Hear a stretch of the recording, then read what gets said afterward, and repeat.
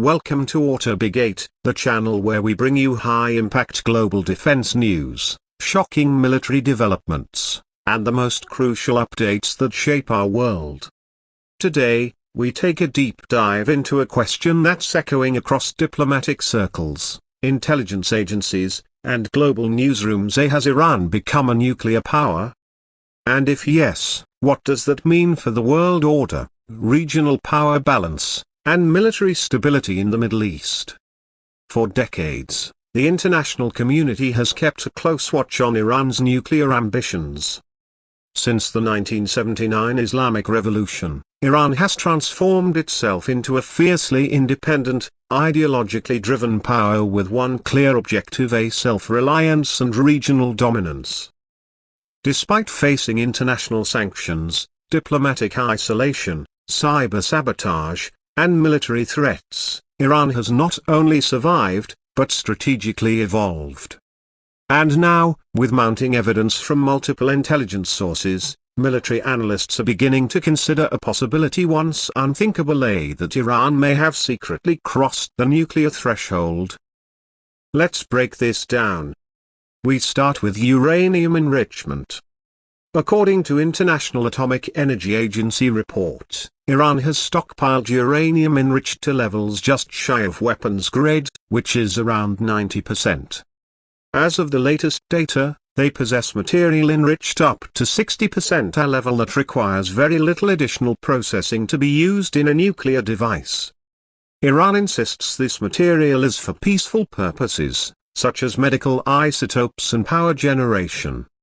But the international community isn't buying it. And here's where it gets intense. Western and Israeli intelligence have claimed that Iran now has enough fissile material to produce at least one nuclear bomb, and possibly more, within a matter of weeks, should they decide to weaponize. That's the line that separates nuclear capability from being an actual nuclear power. And it seems like Iran is dangerously close to crossing it. But building a bomb isn't just about the uranium. You need a reliable weaponization process, miniaturizing the warhead, designing the detonation mechanism, and integrating the system into a delivery platform like a ballistic missile.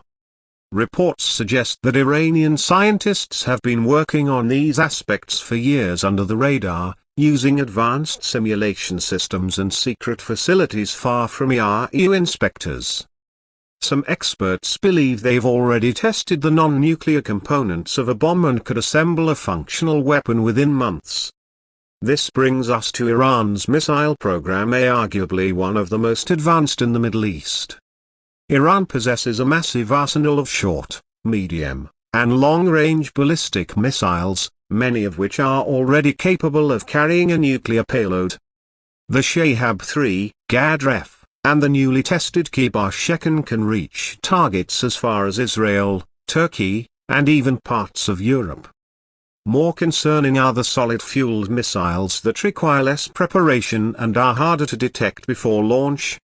Pair this with Iran's space program, which has launched satellites into orbit using technologies nearly identical to ICBM systems, and the picture becomes clearer. Iran isn't just thinking about deterrence. It's building strategic depth and long-range strike capabilities. Why now? Why would Iran make the move toward becoming a nuclear power? The answer lies in regional insecurity, economic pressure, and geopolitical shifts. With the Abraham Accords bringing Israel and several Arab states closer together, Tehran sees a rising coalition of adversaries encircling it. Add to that a weakening U.S. presence in the Middle East, the collapse of the JCPOA nuclear deal, and Iran's growing alliances with Russia and China, and the calculus starts to shift. Becoming a nuclear state changes everything for Iran. It would give the regime ultimate security from external attack, regional influence over Sunni rivals like Saudi Arabia, and bargaining power on the global stage. North Korea is a perfect example, a pariah state that commands attention simply because of its nukes. But what would this mean for the rest of the world? A nuclear Iran could trigger an arms race in the Middle East. Saudi Arabia has already hinted that it will pursue nuclear weapons if Iran does. Egypt and Turkey could follow. Israel, which maintains a policy of nuclear ambiguity, would be forced to reconsider its strategic posture. The entire region could become a ticking time bomb. Now let's talk about military strength. Iran's conventional forces are no joke. The Islamic Revolutionary Guard Corps, or IRGC, operates independently from the regular military and is armed to the teeth. Their Quds force conducts asymmetric warfare and supports proxy militias across Lebanon, Syria, Iraq, and Yemen. Hezbollah in Lebanon alone has over 150,000 rockets aimed at Israel, many supplied and funded by Iran. Iran's drone capabilities are among the most advanced outside of NATO and China. Their Shahed series drones, including the Shahed 136 suicide drone, have been used with deadly effectiveness in Ukraine supplied to Russia. These drones are cheap, fast, and lethal, capable of swarming enemy defenses. Iran also boasts loitering munitions, stealth drones, and even drone boats in the Persian Gulf. Naval power is another pillar of Iran's strength. While they can't compete with the US Navy, they've adopted an asymmetric warfare strategy using fast attack boats, sea mines, and mini-submarines. The Strait of Hormuz, through which 20% of global oil flows, can be choked off by Iran in a matter of hours, causing a global energy crisis. Iran's cyber capabilities are also top tier. From shutting down Saudi Aramco's systems to infiltrating Israeli infrastructure, Iran's cyber army operates in the shadows, stealing data, spreading misinformation, and disrupting systems worldwide. All this military power is tightly interwoven with ideology. The Iranian regime believes it's waging a defensive war against imperialism and Zionism. This mindset fuels its military strategy, which is focused not just on defending borders but projecting power across the region. But Iran's biggest strength may be its resilience. Sanctions have crippled its economy, yet the regime survives. Protests have erupted, but the government endures. Assassinations of top generals and nuclear scientists haven't stopped its progress. Instead, Iran has doubled down, building a self-reliant military-industrial complex and forging alliances with rising global powers. So, has Iran become a nuclear power? The answer isn't simple. Officially, no nuclear weapons have been tested or declared. But unofficially, Iran is right at the doorstep. And if they choose to cross that line, the world may not know until it's too late. One possible scenario is the so-called nuclear breakout, where Iran rapidly enriches uranium to weapons grade and builds a bomb before the world can react. Another is the nuclear sneak-out, where Iran builds the weapon in secret, hiding it from inspectors and satellite surveillance. Or they might simply adopt nuclear ambiguity, like Israel, keeping the world guessing while reaping the benefits of deterrence.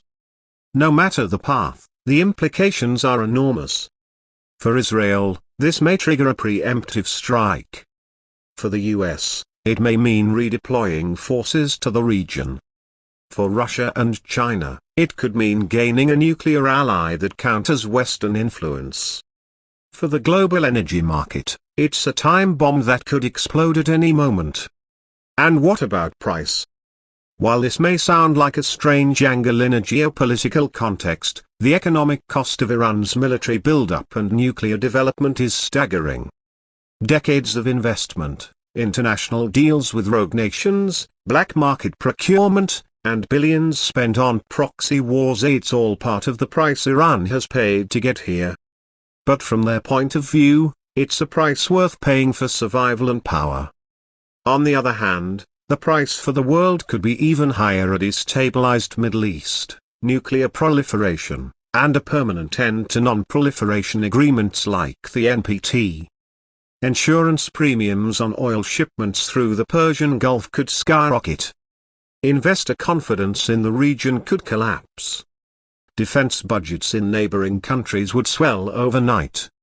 This is not just about Iran.